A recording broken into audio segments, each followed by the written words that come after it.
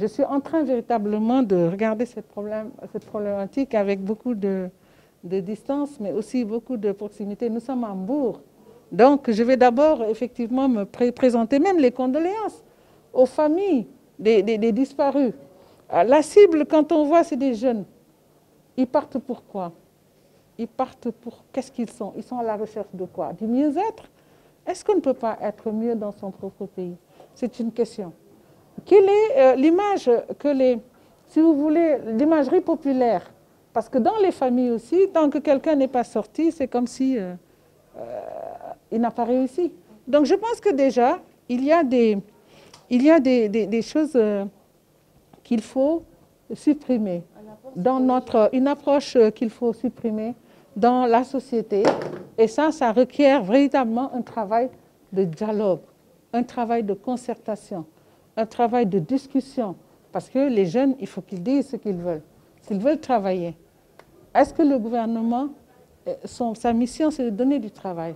Le gouvernement, sa mission, c'est de créer un cadre qui puisse permettre la productivité, qui puisse faire en sorte que les employeurs, les organisations d'employeurs qui sont membres du Haut Conseil puissent donner du travail.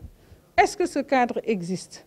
Un cadre incitatif qui puisse permettre. Donc la question du chômage, pour ma part, ne doit pas être aussitôt la réponse, si vous voulez, de l'immigration. Il y a des questions sociétales qui dépassent véritablement la question du chômage. Maintenant, le dialogue, il faut l'organiser aussi. Si nous prenons en charge cette question, qui va être avec nous? Nous devrons faire appel certainement à des organisations de jeunes. Et le Haut Conseil du dialogue social également est ainsi organisé.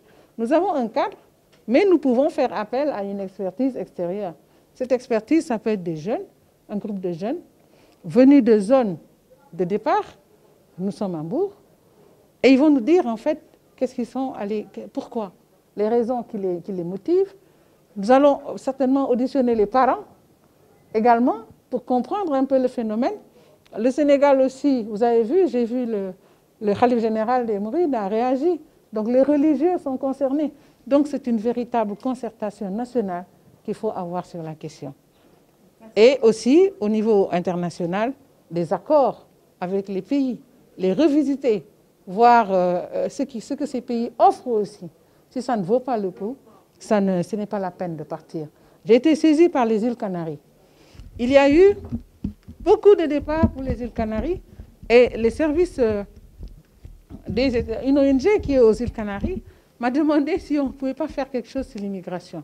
Vraiment, j'ai ma porte ouverte parce que toutes les questions qui peuvent